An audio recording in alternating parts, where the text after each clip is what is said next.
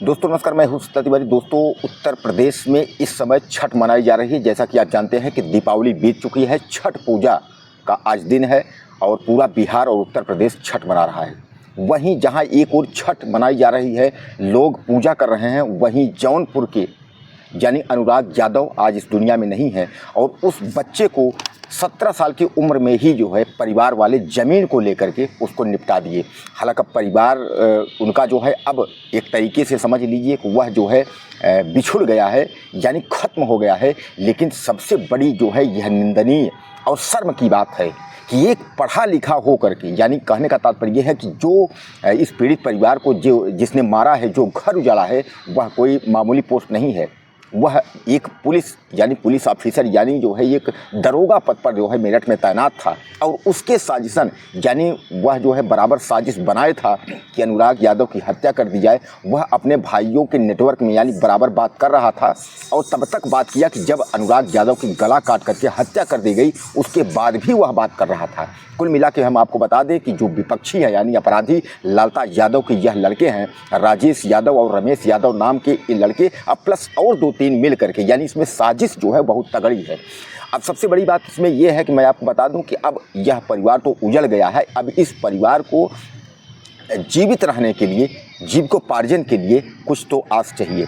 सबसे बड़ी बात आप यह समझ लीजिए कि अनुराग यादव जो है वह एक निहायत बहुत अच्छा लड़का था, बहुत शरीफ लड़का था और आप यह मान के चलिए कि वह जो है एक खिलाड़ी था। जैसा कि आप जानते हैं कि वह खिलाड़ी और खिलाड़ी जो है ताइक्वांडो खिलाड़ी के नाम से वह जो है मशहूर था और केवल जौनपुर अपने घर का ही नहीं, अगर वह धीरे धीरे अगर खेलते खेलते ऊपर तक पहुंचता तो शायद ये है कि हमारे उत्तर प्रदेश और ख़ासकर जौनपुर ज़िले का जो है नाम रोशन करता।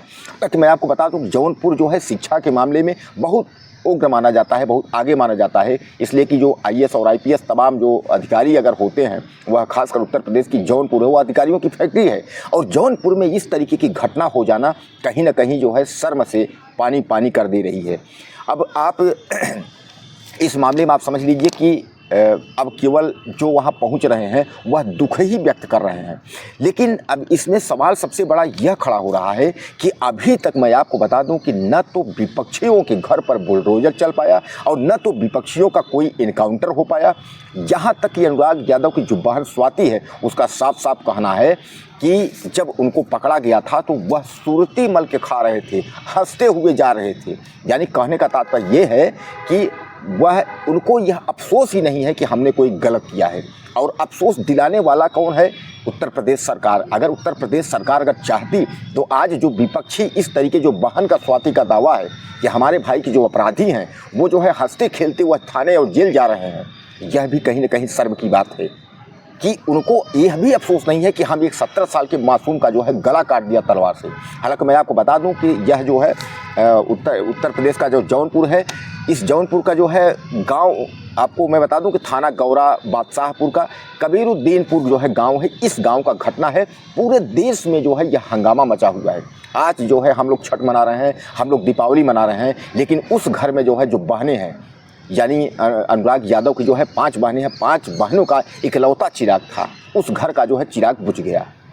अब सबसे बड़ा सवाल ये खड़ा हो रहा है कि 5 बहनों में 3 बहनों की शादी हो गई है, अब 2 बहनें जो है वो उनकी शादी नहीं हुई है। परिवार की आर्थिक स्थिति जो है बहुत ख़राब है। हालांकि इसके लिए मैं आपको बता दूं कि हमारे मीडिया बंधु जो हमारे भाई पत्रकार डिजिटल मीडिया के जो लोग हैं वह सामने आए हैं, निवेदन भी कर रहे हैं कि इसमें जो है अब कुछ आर्थिक सहायता जो है की जाए। कारण ये है कि अभी तक आपको मैं बता दूं कि न तो मुख्यमंत्री राहत से, न प्रधानमंत्री राहत से, न किसी राहत से कोई भी आर्थिक सहायता प्रदान नहीं की गई है। हालांकि यह दावा किया जा रहा है, कहा भी जा रहा है कि वहाँ के जो विधायक जी हैं, विधायक जी ने जो है चिट्ठी लिखी है। आप समझ लीजिए कहीं कोई घटना होती है, योगी आदित्यनाथ तत्काल जो है पीड़ित परिवार को बुलाते हैं मिलने के लिए, लेकिन इस घटना में यह भी नहीं हो पाया। विधायक से पहले बात की गई तो विधायक ने कहा कि हाँ हमारे गांव की ही बात है लेकिन ज़्यादा मालूम नहीं है। यानी उस विधायक प्रतिनिधि की भी बात सुन लीजिए आप। अब सबसे बड़ा सवाल ये है कि इन परिवार तो उजड़ गया, अब ये जो 2 बहनें जो शादी लायक हैं जिनकी शादी जो है होनी है, अब इनके पास कोई चारा नहीं है, तो इसमें जो है आपको और हमको सबको आगे आने की ज़रूरत है। हम ये नहीं कहते हैं कि आप 4,000, 6,000, 10,000 की मदद कर दें, ऐसा नहीं है। अगर आप 50 रुपये की भी अगर मदद कर देते हैं तो उस जो है पीड़ित परिवार की जो बहन स्वाति है, जो आज शेरनी है, कि जो कि जिसकी दहाड़ सुन करके कलेक्टर और एसडीएम और खासकर योगी आदित्यनाथ नहीं बोल पा रहे हैं, वह जवाब मांग रही, कहाँ गया आपका बुलडोजर, कहाँ गई इनकाउंटर करने वाले अधिकारी, कार्रवाई आपकी कहाँ गई, सब ठंडे झोले में पड़ गई। यानी उस जो है स्वाति और उस परिवार की जो है रक्षा तब हो पाएगी जब हम और आप खड़े होंगे।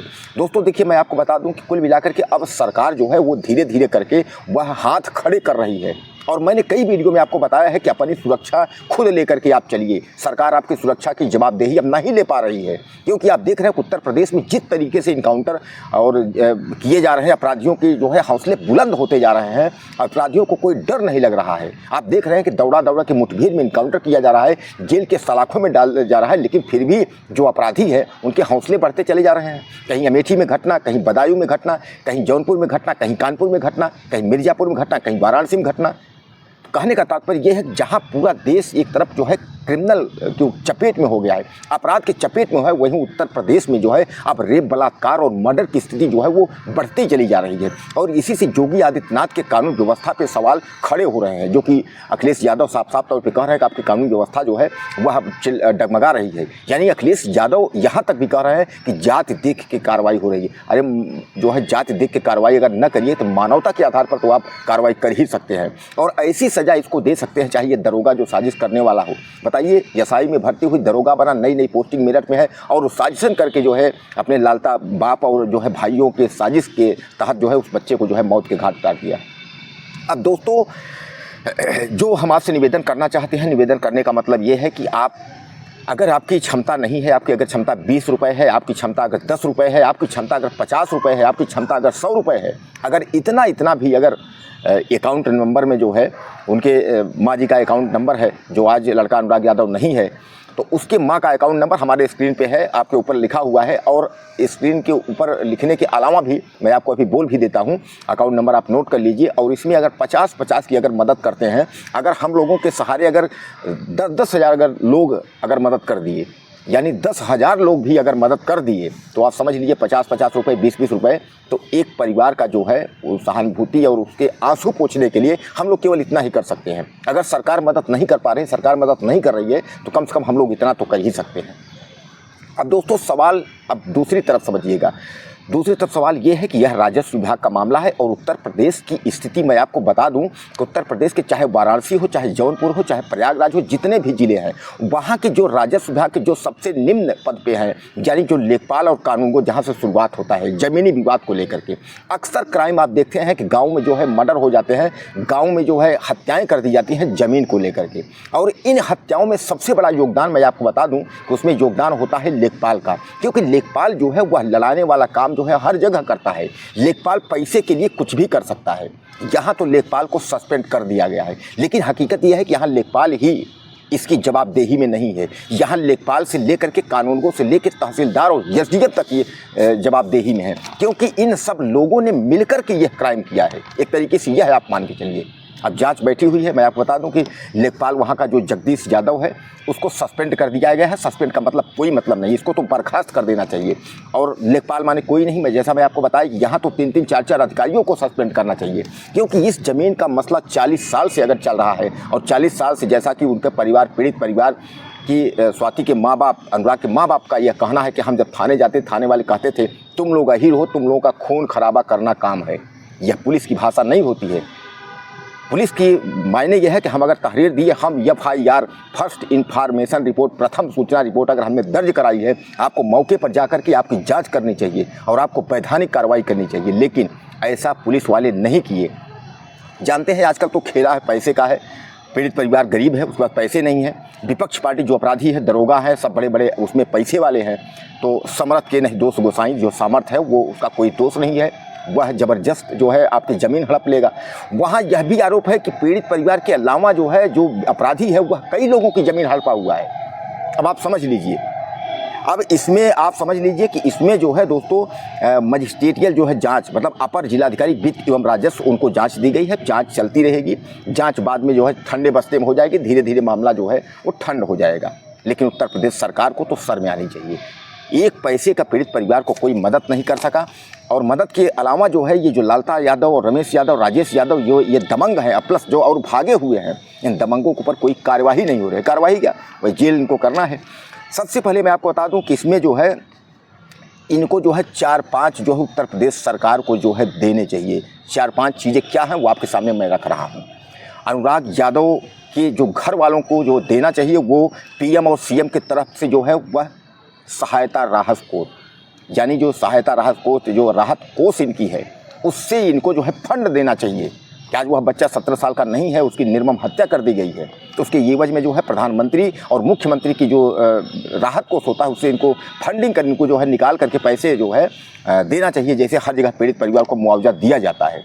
और उसके बाद जो इनकी 5 बहन है उनकी सुरक्षा के लिए ये अगर न कुछ करे तो कम से कम सबकी सुरक्षा के लिए एक असलहा यानी शस्त्र लाइसेंस इनको देना चाहिए। उसके बाद जो है मैं आपको बता दूं, इनकी 3 बहन की शादी हो गई है। 2 बहन की जो शादी नहीं हुई है, उन 2 बहनों को जो है नौकरी दें, और देना भी चाहिए, ये सरकार का फर्ज होता है।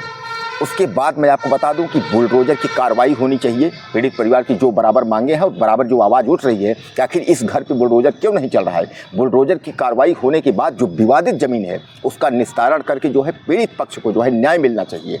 यह हम नहीं, यह आप सब मिल करके जो है आवाज़ उठाएं।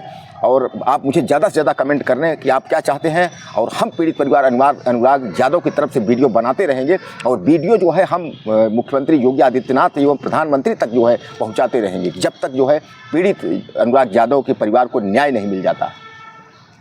उसके बाद ताइक्वांडो जो खिलाड़ी जो अनुराग यादव नहीं है, उसके नाम से एक स्टेडियम गाँव में बनना चाहिए, और उसकी उस स्टेडियम में जो है प्रतिमा लगनी चाहिए।